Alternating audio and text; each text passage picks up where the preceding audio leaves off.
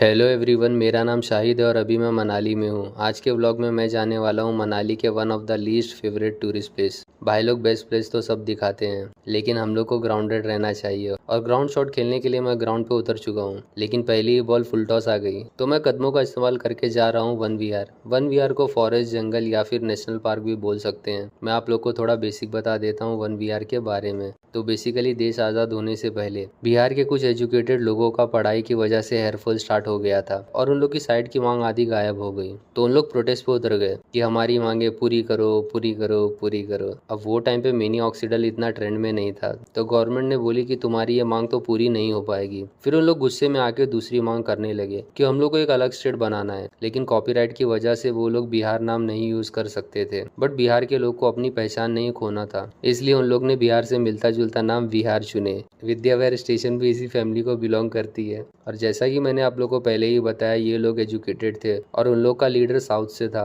ONE 1 नहीं पढ़ते थे, VAN 1 पढ़ते थे, इसलिए इस जगह का नाम 1VR पड़ा। बाद में इंटरनल पॉलिटिक्स की वजह से कुंज विहार यहाँ से अलग होके थाने में आके वड़ा पाव जंबो वड़ा पाव के साथ अपनी जिंदगी की नई शुरुआत किया। तो कुंज विहार के जंबो वड़ा पाव को खा के करते हैं व्लॉग को स्टार्ट। अभी सुबह के 11 बज रहे हैं और मैं मेरे होटल रूम में हूँ। यार सुबह में तो कुछ भी करने का मन नहीं करता है, बस एक चीज को छोड़ के। भाई मेरा तो सुबह में उठने का भी मन नहीं करता है। वो बोलते हैं ना, नींद ना मिले तो मर जावा। सुबह उठने के बाद 10 मिनट समझने लगता है कि मैं कौन हूँ और कहाँ पे हूँ, और मेरे रूम में ये आदमी क्या कर रहा है।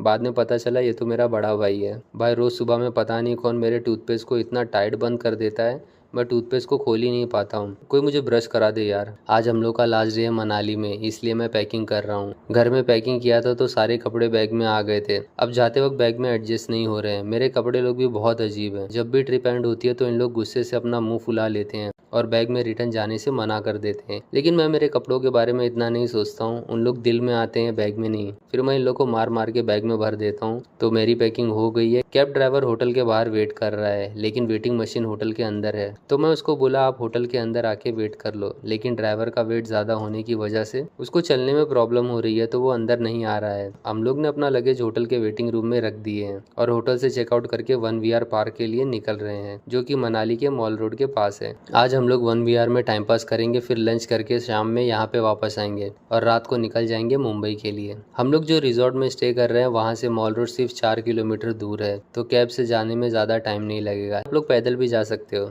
लेकिन आप लोग पैदल जाओगे तो टाइम लगेगा, और स्पीड से भाग के जाओगे तो थोड़ा कम टाइम लगेगा, लेकिन भागने की वजह से आप लोग थक जाओगे और फिर रेस्ट करोगे तो और टाइम लगेगा। उससे अच्छा आप लोग बस से चले जाओ। मैंने आप लोग को पहले के व्लॉग में बताया हूँ कि मनाली में लोकल बस हर 10-15 मिनट में आती रहती है, तो आप लोग बस से भी जा सकते हैं। बस में चढ़ने से पहले लास्ट स्टॉप का टिकट ले लेना। बाद में कंडक्टर से पूछ लेना बस मॉल रोड जाएगी कि नहीं, क्योंकि बहुत सारी बस मॉल रोड नहीं जाती है। मैं लास्ट स्टॉप की टिकट लेने इसलिए बोल रहा हूँ, कहीं बस कंडक्टर को बुरा ना लगे। देखो यार, हम लोग को हमेशा सिर्फ अपने बारे में नहीं सोचना चाहिए। तुम्हारे लिए उसने बस रोका इस उम्मीद में कि तुम टिकट लोगे, और अब तुम्हारा फर्ज बनता है कि तुम उसको हर्ट मत करो, क्योंकि जब हर्ट होता है तो बहुत ही हर्ट फील होता है। तो कैब ड्राइवर को बिना हट किए हम लोग पहुंच गए हैं 1VR के पास। मेन गेट के पास में ही है टिकट काउंटर, जहाँ से आप लोग मूवी की टिकट ले सकते हैं।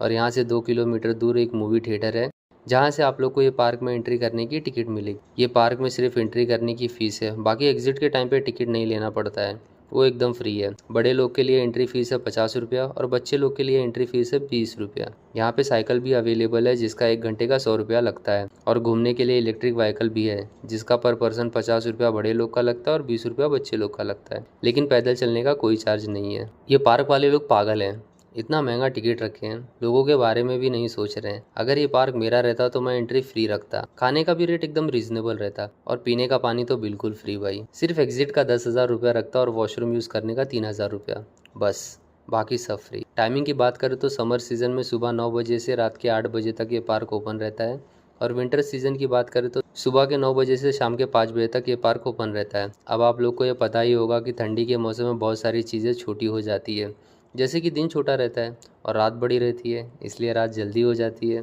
एक्चुअली प्रॉब्लम रात से नहीं है, कपल लोग से है, जो रात का इंतज़ार करते हैं कि कब रात हो और इन लोग पार्क में आके पॉपकॉर्न ढूंढें, क्योंकि पार्क में पता नहीं कौन रात को आके पॉपकॉर्न छुपा के चले जाता है और उसको कपल लोग आके ढूंढते हैं। रेनी सीजन का टाइमिंग यहाँ लिखा नहीं है भाई लोग, बारिश के मौसम में तुम लोग अपने होटल रूम में भी पॉपकॉर्न ढूंढ सकते हो। अंदर यहाँ पे डायरेक्शन दिया हुआ है, जिसकी मदद से आप लोग अलग अलग पॉइंट पे जा सकते हैं।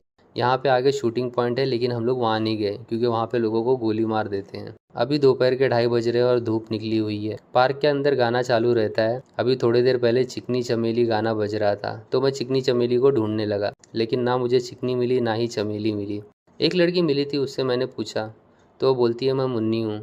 तो मैं उसको पाकिस्तान के बॉर्डर पर छोड़ने के लिए लेके जाने लगा। तो वो बोलने लगी। मैं बोला अभी मत बोलो, अभी क्लाइमेक्स बाकी है। तो वो चिल्ला के बोलती है मैं भाईजान वाली मुन्नी नहीं हूँ, बदनाम वाली मुन्नी हूँ। पता नहीं वो किसी के लिए बदनाम हो गई है, लेकिन कुछ भी बोलो, उसका फिगर एकदम शिल्पा जैसा था।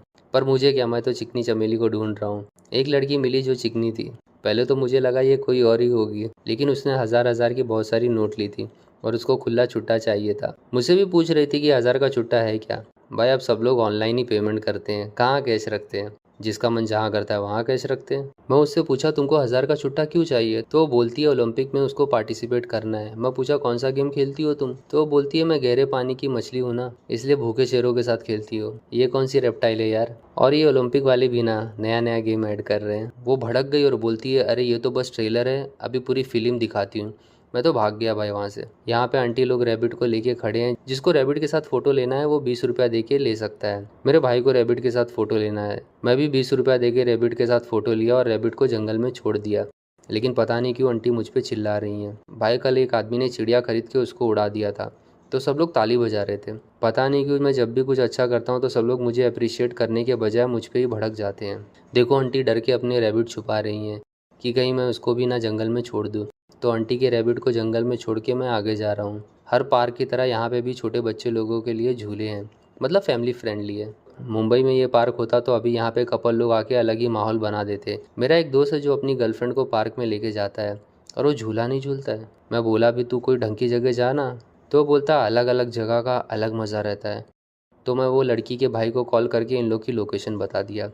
फिर वो लड़की के भाई ने अपने दोस्त के साथ मिलके मेरे दोस्त को बहुत मज़ा दिया। बाद में मैं जाके मेरे दोस्त को बचाया भी, क्योंकि बुरे वक्त में दोस्त काम नहीं आएंगे तो कौन काम आएगा। अब मेरा दोस्त मज़ा नहीं लेता है, लेकिन मुझे बहुत मज़ा आया क्योंकि माज़ा की फैक्ट्री है यहाँ पे। तो यहाँ पे लोग होटल रूम में पानी की जगह माज़ा रख के जाते हैं। आज रूम क्लीन करने 2 लड़की भी आई थी। वो दोनों एकदम मेरे पास आ गई और मेरी आंखों में देख के बोलती है माज़ा चाहिए क्या सर। यार फिर से कौन माज़ा पिएगा। मैंने तो मना कर दिया, बोला नहीं सिर्फ पानी रख दो। तो बोलती है एक बार मेरा कोका कोला तो ट्राई करके देखो। तो दूसरी वाली बोलती है इसका कोका कोला छोटा है, आप मेरा बिग कोला ट्राई कर लो। भाई उन लोग का कोका कोला देख के तो मेरा थम्स अप हो गया और मैंने उन लोग को ग्रेट जॉब बोला। और आप लोग को तो पता ही है कि थम्स अप बहुत स्ट्रांग रहता है, उसको थोड़ा भी हिला दोगे तो पूरा बाहर निकल जाएगा। इसलिए मैंने उन लोग को रूम से बाहर जाने बोला। उन लोग बोलने लगे एक बार ट्राई करके तो देखो। आप कोका कोला के पीछे, बिग कोला आपके पीछे, टू मच फन। लेकिन मैं वैसे टाइप का लड़का नहीं हूँ जो किसी और के कोका कोला को बुरी नज़र से देखे, क्योंकि मेरा भाई भी साथ में ही है होटल में, तो मुझे डर लग रहा है। लेकिन इंसान को दुनिया में किसी से भी डरना नहीं चाहिए।